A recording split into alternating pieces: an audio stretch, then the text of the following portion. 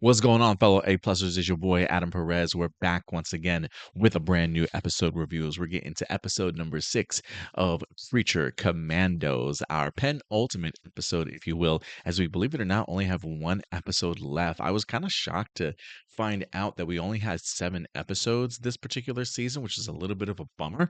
I definitely would have loved to have at least had 8. Like, my God, at least 8 or 10 episodes, to certainly say the least. I mean, how many less episodes can we get from an animated series these days? It's kind of crazy to me.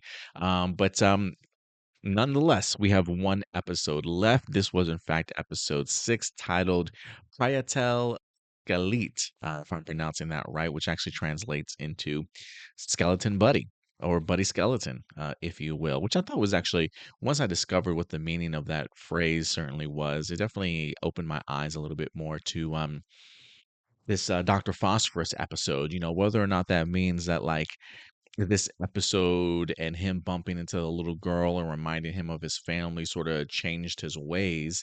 If he has like a new meaning to life of being sort of the skeleton buddy and being like a more anti-hero now sort of thing, or if he's still going to be a crazy person just demolishing people left and right and melting their faces in his hand.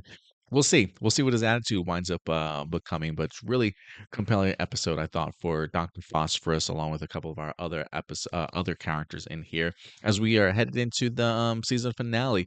I gotta say too, as I start thinking about this season and how everything is kind of unfolded, with the appearance of Clayface, the Circe vision, Amanda Waller changing her mind from saving the princess to killing the princess, trying to figure out where, like, how all these pieces kind of come together. One of the things that I started thinking to myself as Rick Flag is taken to the hospital, Amanda Waller and them come to find out homeboy's in a coma.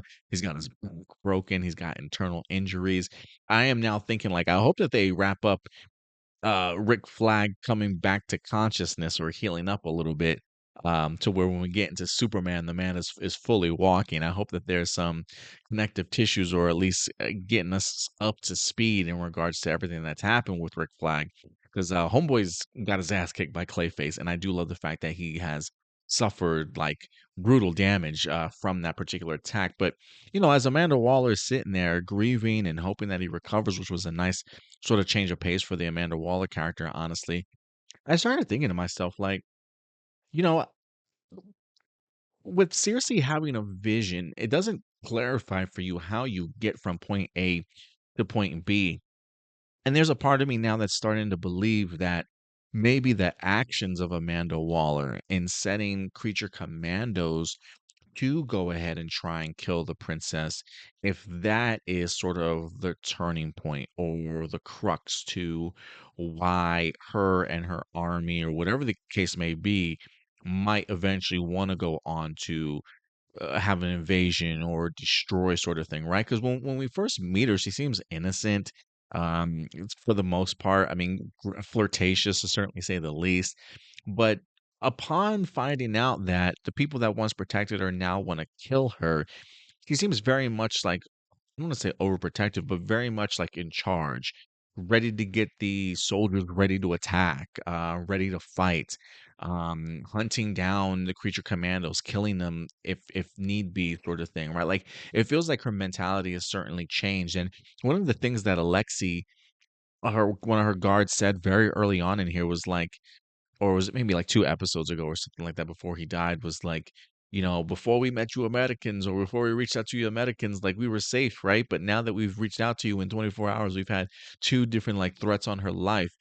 So it almost makes me wonder, granted, there was also Gorilla Grodd in the vision for Cersei's vision, so maybe he eventually comes into play. Whether he comes into play in the finale, who knows? But there is a part of me that's thinking to myself, maybe the princess all this time had no intentions of doing what Cersei's vision wanted her to do, but maybe the idea now of the creature commandos on the attack to kill her, maybe it's kind of opened her eyes in regards to, um, you know, taking things a little bit more seriously and not being so fond of the rest of society, if that's how she's certainly going to be treated. So I do wonder if this is what sort of leads her down that path that we eventually see in Cersei's vision. So I don't know. It's just something that caught my attention and was crossing my mind as we were getting to the end of this episode. But let's go ahead and dive into episode number 6 as Dr. Phosphorus winds up taking center stage here. And I do love, with the exception of Nina, I feel like everybody's really had the opportunity to shine in regards to telling their story. I do wonder if maybe Nina's story will kind of unfold a little bit more and allow us to learn about her as we get into the finale. I'm kind of curious as to like if with it being the finale, if it's going to be more of a group effort or if there will be connective tissues to an origin story for Nina tied into the overall story that's going to be told in here. But Dr. Phosphorus was up to deck. Alan Tudyk doing the voice as we get the opportunity to visit Gotham City in this episode, which I thought was pretty cool. Getting the opportunity to see Rupert Thorne be the one to really be over Alex, if you will, in the sense of wanting the results of his nuclear fusion tests on cancer patients. Clearly, he's wanting to use that information to a more fascist sort of government organization overseas. I would assume maybe they're probably looking to try and create some sort of nuclear bomb, or who knows, maybe they're trying to create metahumans in their own right and they want his nuclear fusion test results. But Alec, understanding the good that this technology can do, certainly has intentions of using it for good and is sort of fudging his numbers, if you will. But Rupert Thorne finds this out and it's hell to pay for Alec in here. And it's interesting to me too, just seeing the Alec's character design. There is a very brief scene in the beginning when you see him throwing up his own child and it zooms in on his face. Looks exactly like Alan Tudyk. Like, I kid you not, it feels like after Alec was after Alan Tudyk, after Alan was cast in here, it's almost like they went back to this one particular scene and like recreated the character face to look like Alan Tudyk for sure. Because the rest of the episode, while he is a white male and blonde hair, doesn't quite look the same as that one particular shot that we wind up seeing him in. So I just thought it was interesting in regards to how they wanted to execute that. But horrifying for the man. I mean, clearly he loves his family, but to then come in and have Rupert Thorne show you their murdered and mangled body, only to then have you framed for their murder by putting your hands inside their blood and rubbing all over their dead bodies. I mean, how horrific of an effing scene, like just twisted, bro. Just absolutely twisted. Like I can't the idea and the animation too of when they're crying in here, it's just like floods of tears coming out of his eyes. And I'm just thinking to myself, like, yeah, it probably would be that hysterical as well. But this is really our first time getting the opportunity to see a world in Gotham City, the DCU's Gotham City, if you will. And Alec having to be tortured, thrown into his own experimental machine and coming out the way that he certainly was. I'm not familiar with Dr. Phosphorus as a character, but the way that they presented him, especially with being based in Gotham City, I am under the impression that Dr. Phosphorus is sort of a Batman's rogues gallery villain, even though I don't even know how often they've used Dr. Phosphorus or not, or maybe he just happened to be in Gotham City. But after killing Rupert Thorne and taking over his business, it seems as though Dr. Phosphorus really started enjoying life. I mean, it's one of those things too where it's interesting to see a character's growth from being somebody who has good intentions, maybe made one wrong decision of teaming up with somebody that he probably shouldn't have, even though his wife warned him, and then going down a path of having somebody murder your family and you getting revenge, and then that just be your identity kind of going forward, right? I mean, granted, there's probably a lot more going on in the sense of I'm this disfigured character with this untapped potential and power. Like, what else is there for me to do? I can't live sort of a normal life. But instead of deciding to use his powers for good, he decides to take everything from Rupert, and he goes down this path of I don't even know if he owned the dance club or not, but my man started a little gang of skeletons and everything. But really cool getting the opportunity to see the dance busted by our very first premiere, if you will, or debut of a Batman in the DCU. And it is important to understand too, I'm pretty sure this was not James Gunn's um purpose of debuting this character this way, right? Like, I think it's important to understand that he did write Creature Commandos before he even became the CEO of DC Studios. This was just going to be his next project that he was going to work on. And lo and behold, here he is now the CEO. And he's like, well, I got this project. We might as well just start off and kick off the DCU this way. So I definitely didn't expect Batman to certainly be in this episode. But technically, if you want to get down to it, this is in fact his sort of DCU canon debut here. And it was pretty cool. Pretty cool. We'll see what sort of final design they land on him, though, when it comes to live action. But, one of the story beats that I loved about this, too, when it comes to Dr. Phosphorus is, as he's escaping the guards and he's making his way through the city, he comes across a family house, and this is really what brings him down memory lane of seeing, the family, husband and wife, discovering the kid and things like that. But there's really like a chilling vibe to Dr. Phosphorus that I get when he sees the kid. Even though he gives the kid cereal and stuff, he teases that line again, like, I know it looks like I'm smiling, but I'm not smiling. I really wish you hadn't seen me, because now you can tell people where I'm at. I started thinking to myself, like, is this guy gonna melt this kid's face? Like, is he just gonna be nice to this kid, and then when he gets the opportunity, he's just gonna he realizes he's gotta kill her to leave no traces of him sort of behind. But I am glad to see the softer side, the family man of Alex kind of come out again. And it did make me under the impression, especially with the title of this, wonder if there will be a softer side to him after this, and having the opportunity to kind of remember his family. I do wonder if this is like one of the first beats that he's had of having to think about his family in sort of a really long time being in that situation. So we'll see what the season finale has in store for him. But I really enjoyed the story of a lot. It's interesting to me that a lot of these characters have had really great origin stories so far. And for somebody that's not familiar with these characters, it definitely has sort of established, I don't want to say emotional connection, but an appreciation for them a little bit more. And I think now going into the season finale, I certainly view them differently than the way I did when I first started watching them in episode 1. So I think from a storytelling point of view, they've done a really remarkable job. Real quick, I also want to bring up the other people in this episode, in the sense of like everybody on the run from the guards.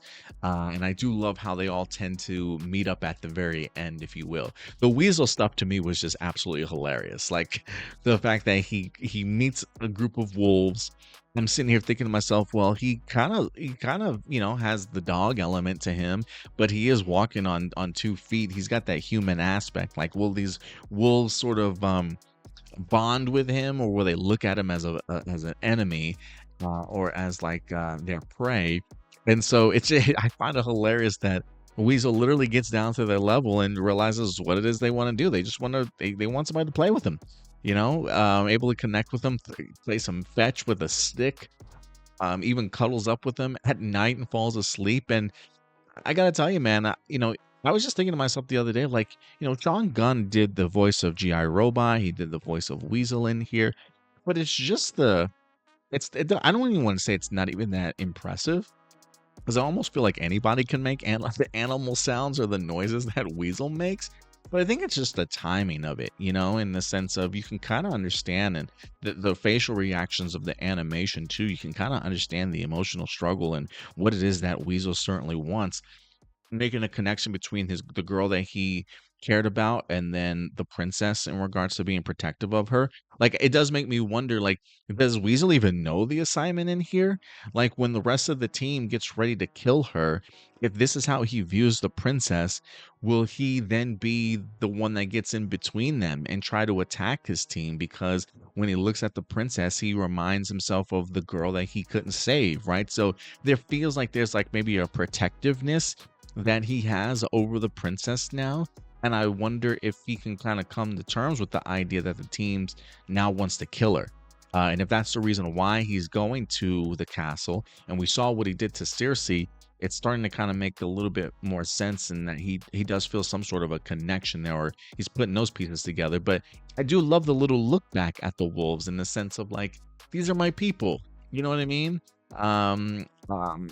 he felt appreciated, he felt loved, he had fun, and that seems like that's all Weasel really wants. And the fact that he had his pack, but now he's got to leave them, you know, it's a small little thing, but just the sounds of Sean Gunn and the animation effects of his facial features, you can tell a lot as to what Weasel was struggling with in this episode. So I'm curious to see how he'll handle the killing of the princess in the finale. And then last but not least, the Nina, along with the bride stuff in here. Um, you know, I still really enjoy the bride. I think she's got one of the stronger character growths in this show so far. I think that's because they started off with her so much. But I do like the idea of her being presented with somebody that pushes her in the sense of understanding her value or her worth, if you will. The idea of like what is it that she's living for or doesn't want to live for, right? The idea that she can kind of look down upon these women that work at the brothel and judge them in a sense of using their bodies and an opportunity to kind of get by, right? Like I think it's like the judgmental factor that some people have when it comes to females working in the sex work sort of environment a little bit, right? But really not knowing the lifestyle that they live, or maybe some of the struggles that they have, or maybe they can't get by to pay certain things or go to school or whatever the case, right? And I'm not saying that's every woman that works in the sex work, but it does have like sort of this negative connotation, and people kind of look down on it and just are very judgy about it, right?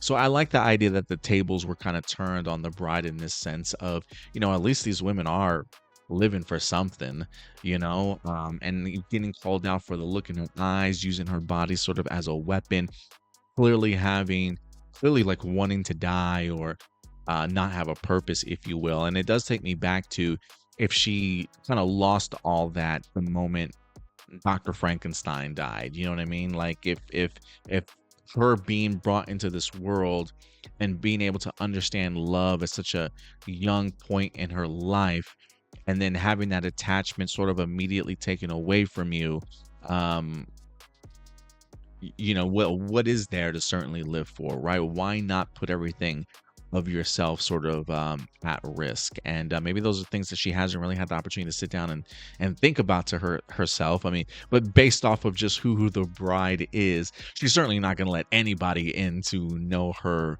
that well or that closely, right? She is just that closed off, but she certainly shows her softer side and helpful side when she needs, coming to save Nina, coming to save the woman upstairs that was getting beat on by the two guys, pulling the whole like Halima kind of moment from Temple of Doom in front of the guy, ripping his heart out and letting it beat in front of him. I thought that was pretty badass. I love the violence in here in the sense of it's grotesque, it's visceral, it hits you immediately. Like when she snaps the guy's arm, I'm like, oh my god, like it just when Dr. Phosphorus literally grabs a man's face and it starts melting and he just rips half his skull off. Or the really cool one where Dr. Phosphorus is holding the dude by the legs, like his ankles, and the guy's like, let me go, and he literally burns his ankles off and his body just kind of falls. I mean, incredible stuff, man, incredible stuff. But yeah, I just thought the lesson, quote unquote, that maybe the bride kind of learned in here, I thought was pretty eye opening for her. And her and Nina continue to grow a little bit of a bond between the both of them. So yeah, man, we'll see how it goes for the season finale next week. But I was certainly a big fan. I know some people said there were some Easter eggs, maybe some additional cameos in here. I don't think I was looking that closely. So if you guys did see any other cameos of characters that popped up in this episode, certainly please go ahead and let me know what you guys thought. But that's going to do it for me here. I probably went a little bit longer than I certainly wanted to, but I had a lot to say for this episode. Another one that I really, really continue to enjoy. But let me know your thoughts. Do me a big favor, guys. In the comment section box, let me know what you guys thought. These are just simply my A+ opinions, but I want to know yours. And until next time, do me a big favor. Take care of yourselves, take care of each other, and keep it A+. I'll talk to you guys later. Bye.